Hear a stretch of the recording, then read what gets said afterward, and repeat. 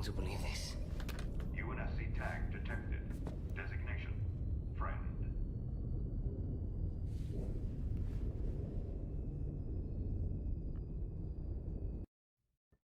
Hey guys, it's Generalkidd here. How's everyone doing today?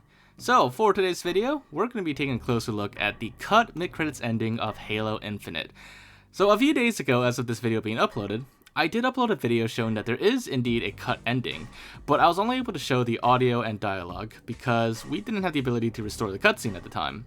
However, shortly after that, after I posted that video, Generalkidd 13 was actually able to fully restore and play the cutscene in-game, which is what I showed you at the beginning of this video. Big thanks to Generalkidd, by the way, for letting me use this footage too. But anyways, for this video, we're going to be taking an in-depth look at that cutscene and point out a few things that you might have missed, because aside from the whole cutscene itself, which admittedly is surprising there be an entire cutscene, an entire cut ending at all, there are a few details here and there that are quite interesting as well. So, one of the first things I want to point out is some people have actually asked me about the frame rate in that cutscene and why it seemed to be kind of choppy. And the reason behind that is actually, according to Generalkidd 13, is most likely because the cutscene is unfinished, so it wasn't, well optimized or fully optimized for the game yet. So that's why performance tanks on that. It probably wasn't a hardware issue at all. So that's just want to put that out of the way. But the next really cool thing that I've noticed, and that others have pointed out too, is that Master Chief in this cutscene is actually from the E3 trailer.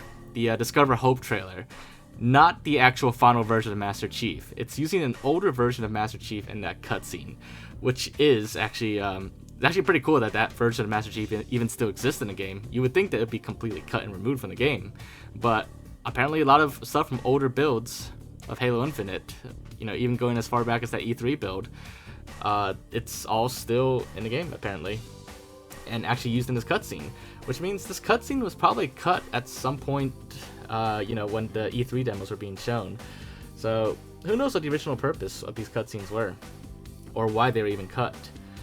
Another thing that people pointed out is that lighting is indeed pretty unfinished in this cutscene. You can kind of see it with the shadows on the pilot there. It's there's a lot of issues with it, and it's just, the cutscene overall is unfinished, and that does suggest that it was cut somewhat, later in development, but not too early in development, based on how much is actually there. But yeah, so that's most of the major details of this cutscene, and like I said, I don't really know why it was cut.